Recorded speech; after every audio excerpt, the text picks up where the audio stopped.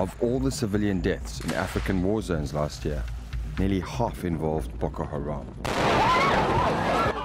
But we'll probably never know the full extent of the violence, because despite journalists trying to get the facts, accessing them is nearly impossible.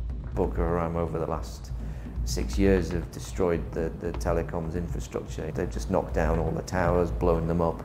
So you have to actually wait until the people who've managed to escape from these attacks tell you exactly what happened in person. For Boko Haram, it means that it is able to present itself as quite this monstrous, all-powerful behemoth, which isn't necessarily the case. There's a lot that we do not understand about this group, but it is pretty clear that this is a group that is very effective at exposing institutional weaknesses. These are people with no skills, no education, no resources, no military training whatsoever, that the Nigerian security services have failed over the last 6 years to infiltrate.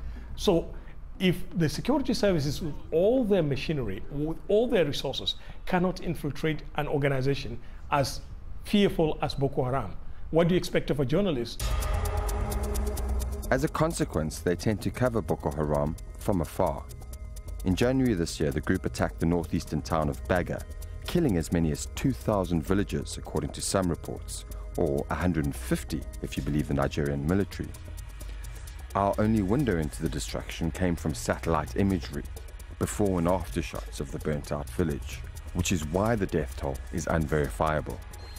But the story that exposed the government's communications shortcomings happened in April 2014, when more than 200 schoolgirls were kidnapped in Chibok. The then President, Goodluck Jonathan, did not speak publicly about the abduction for 2 weeks. And when his government did go on the record, it was all over the place, with various spokespeople giving journalists varying accounts. That's when Jonathan set up the National Information Center, headed by Mike O'Meary, who says the center provides one-stop shopping for the media to get the government's side of the story. International media coverage had a lot of inputs from varied sources within the country, including unofficial sources who were willing to stand before the television and just say anything. The good news for the girls is that we know where they are, but we cannot tell you. So what we did was to set up the information center so that we can harness all the sources together and dish out what was credible, and that helped us to streamline the messaging. When it comes to reporting on Boko Haram, sources of information are limited. The area in the northeast where the group is active is virtually a no-go for the international media. So news agencies like AFP or Reuters are reliant on stringers or local journalists for information. The connectivity in the region is notoriously unreliable. So for the most part, that just leaves two other sources of information: Boko Haram propaganda posted online and the government here in Abuja. The government is now led by Muhammadu Buhari, who first came to power in 1983 after a military coup. Back then, he introduced something called Decree 4, which prohibited journalists from reporting information that the government deemed embarrassing.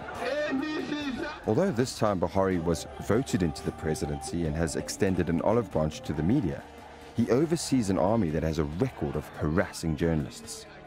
The editor and a reporter of the Al Mizan newspaper in Kaduna were arrested in December 2012 after reporting that the military had committed abuses in the northeast of the country.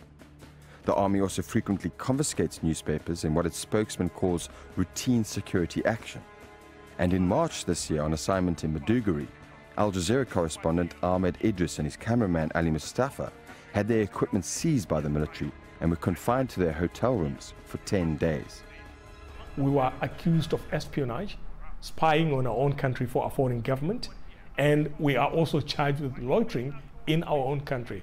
Later, a senior military officer told me that, look, we suspect you guys must have spoken to the leader of Boko Haram, Abubakar Shekau, or you are about to talk to that person.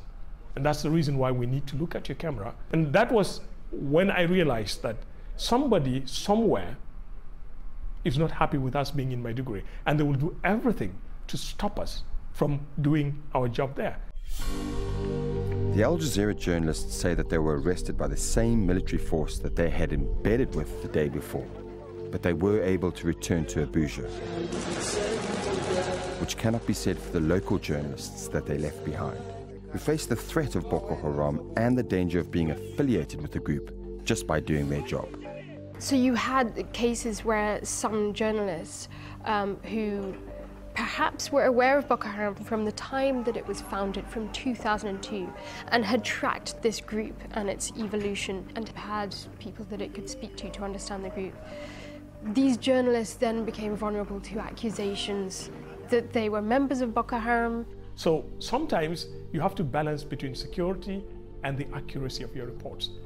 For local journalists, it's always difficult to come out and give the correct story without balancing the story from the official sources. Because without the official side of the story, he stands accused of playing into the hands of Boko Haram. So you find a lot of journalists, local journalists, cowed or intimidated into silence or even looking the other way when certain stories happen.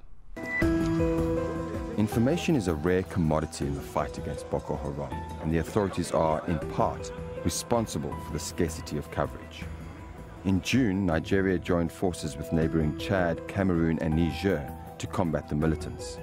But in the words of the government's own spokesman, these wars are not won by bullets alone. And by failing to make the media its ally, Abuja may have aided its enemy. The ineffective media strategy emboldened the terrorists because they now realized that less than credible information were being passed. And the insurgents who were on the ground knew and realized that a state of fear and confusion has set in, so they feasted on it, and so they were regular also in dishing out information that would elicit confusion. When you put together the lack of communication from the authorities who are supposed to be dealing with this problem, and you add that to the danger of getting to the parts of the northeast that are affected, it's like a ghost war of something that's happening up there. The lack of on-the-ground reporting makes this conflict seem like a ghost war, but it is brought home too frequently on the faces of too few survivors, haunted by their experiences. The real victims in this fight, who escape with tales of misery, stories that too often go untold.